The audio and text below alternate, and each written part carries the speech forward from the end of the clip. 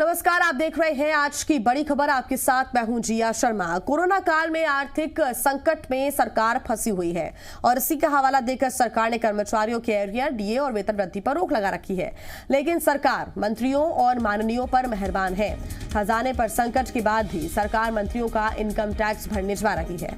खबर है कि सरकार ने आयकर भरने के लिए 2 करोड़ रुपए जारी कर दिए हैं। सरकार उन लोगों का टैक्स भरने जा रही है जिन्हें करीब 1,70,000 का वेतन भत्ता मिलता है। इसके साथ ही सरकार ने मंत्रियों की सुख सुविधाओं के लिए भी 41.5 करोड़ से ज्यादा रुपए जारी किए हैं। ये पैसे यात्रा, अतिथि सत्कार में इस्तेमाल किए जाएंगे। मध्य प्रदेश में इस समय सीएम के अलावा 33 मंत्री हैं। खुद आप समझ सकते हैं कि एक मंत्री के लिए 1 करोड़ से ज्यादा की राशि जारी की गई है। मंत्रियों के साथ सरकार ने पूर्व मुख्यमंत्रियों के लिए भी करीब 95 लाख रुपए का प्रावधान किया है। तो आर्थिक संकट के समय मंत्रियों पर सरकार की मेहरबानी पर कांग्रेस ने सवाल उठाए हैं। एमपी कांग्रेस के मीडिया विभाग उपाध्यक्ष सैयद जाफर ने कहा है कि उत्तर प्रदेश की योगी सरकार की तरह शिवराज सरकार को भी आयकर भरने का फैसला वापस लेना चाहिए। कांग्रेस ने कर्मचारियों की सुविधाओं में कटौती कर मंत्रियों पर मेहरबानी को शर्मनाक बताया है। सरकार अपने गरीबों के टैक्स से लिए हुए पैसे इन मंत्रियों के आयकर में खर्च करेगी। शर्म करो शिवराज जी।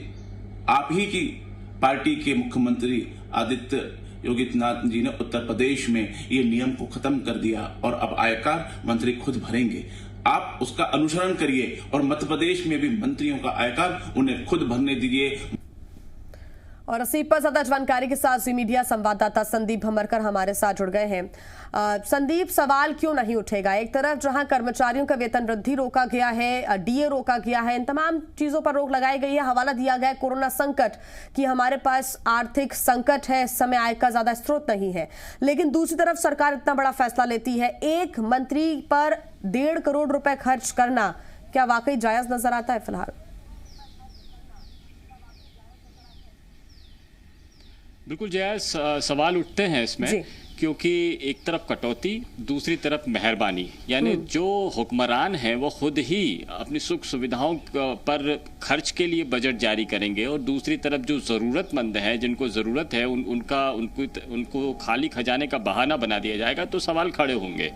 वैसे हम बात करें इनके वेतन की तो तकरीबन 45,000 रुपये इनका मूल वेतन है और बाकी तकरीबन 1,70,80,000 के आसपास में इनको टोटल जो अमाउंट मिलता है उसमें 45,000 रुपये इंक्लूड है। ये पूरा वेतन भत्तों को मिलाकर होता है, यानी 1,70,80,000 रुपये सुविधाओं के नाम पर मंत्री खर्च करते हैं।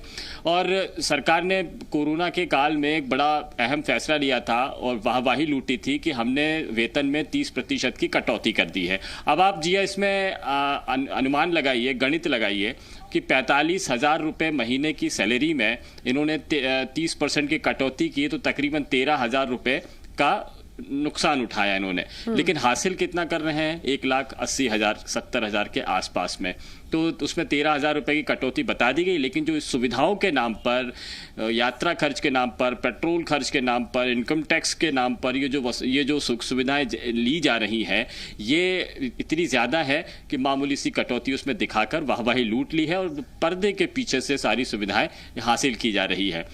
कर्मचारियों की बात करें तो आंसू बहा रहा है इस वक्त में वो, क्योंकि उसको एरियर नहीं मिला, महंगाई भत्ते की राशि नहीं मिली, उसकी वेतन वृद्धियाँ रोक दी गई हैं और ये सब बताया गया कि खजाना खाली है, टैक्सेस नहीं आ रहे हैं, आमदनी नहीं बढ़ रही है, इसीलिए हमको ये बड़ी कटौती करनी पड़ रही है। लेकिन खुद के लिए ये सारा सब कुछ खजाना पानी की तरह बहाया जा रहा है तो सवाल खड़े होने लाजमी है।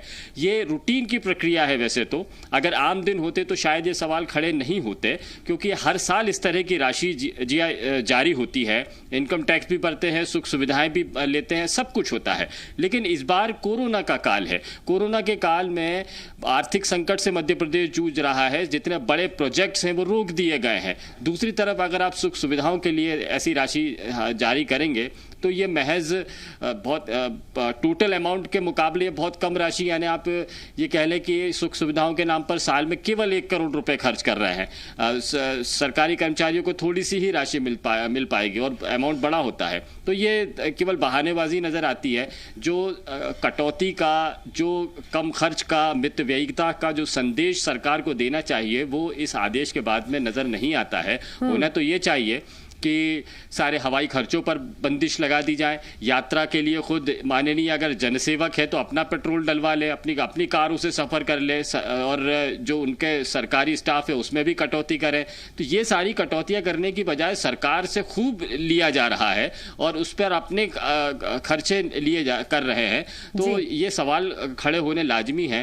इसमें सरकारी कर्मचारी खास तौर पर सवाल खड़े कर रहा है कि अगर खजाने में इतनी राशि है तो फिर उनको क्यों नहीं दी जा रही। उनका वाजिब हक है, वह 24 घंटे काम कर रहा है, अपनी जान को जोखिम में डालकर सरकारी दफ्तरों में आ रहा है, उसके लिए तो कटौती कर दी गई है। और मंत्रियों के लिए, माननीयों के लिए बिल्कुल। संदीप भमरकर, आप हमारे साथ बने रहिए। हमारे साथ फोन लाइन पर बीजेपी से हितेश वाजपेयी जी जुड़ गए हैं।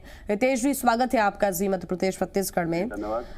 हितेश जी, ये मामला आपको पता होगा, सरकार ने राशि जारी की है इनकम टैक्स और तमाम सुख सुविधाओं के लिए जो मंत्रियों को दी जाती है। 41 करोड़ रुपए की राशि जारी की गई है लगभग। एक तरफ जो है कर्मचारी अधिकारियों का एरियर रोका गया है, डीए रोका गया है, इंक्रीमेंट उनका नहीं किया गया इस बार, और दूसरी तरफ आप मंत्रियों पर मेहरबानी दिखाते हैं। देखिए जी, पहली चीज तो इसको समझिए, कोई मेहरबानी नहीं है। कोई भी विभाग, जैसे आपके यहाँ पर मान लो 300 कर्मचारी हैं, तो जी न्यूज का जो एडमिन है उन 300 लोगों का टीडीएस काट के उसको इनकम टैक्स में जमा करना है। फिर आप लोग अपने क्लेम्स लेते रहेंगे कि आपको वापस लेना है या सेटल करना है, लेकिन इनकम टैक्स जमा करना मूल विभाग का काम होता है। तो इसीलिए इसको आप एरिया डीए से कंपेयर नहीं कर सकते। एक चीज, इनकम टैक्स जमा करना सरकार का काम है। सरकार के जितने एम्प्लॉई हैं, सरकार की तरफ से जितनों को तनख्वाह मिलती है, ये आप ध्यान रखिए, उनका टैक्स जमा करना, इनकम टैक्स, ये सरकार की मूलभूत एक्टिविटी है। तो इसको अतिरंजना में नहीं लेना चाहिए। एक बात।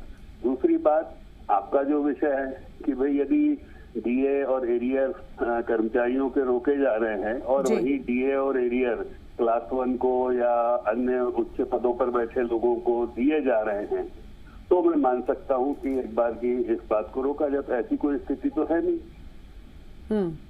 आप बने रहिए हमारे साथ। कांग्रेस से सैयद जाफर जी हमारे साथ जुड़ गए हैं और सैयद जाफर का यही कहना है कि अगर इस तरह से सुख सुविधाओं के लिए इतनी राशि निकाली जा रही है तो ये शर्मनाक है। सैयद जाफर जी, आपने कहा था। जिया जी, सबसे पहले तो मैं हितेश जी का सम्मान करता हूँ। मेरा उनसे अनुरोध है कि मेरी बात पूरी होने के बाद ही वो अपनी बात करें।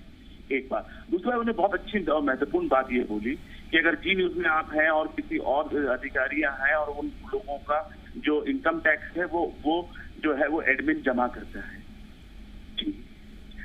प्राइवेट सेक्टरों में या अन्य सरकारी कर्मचारियों में उनका जो आयकर होता है, उनका जो मूल वेतन होता है, जो पूरा बनता है, उसमें से काट दिया जाता है।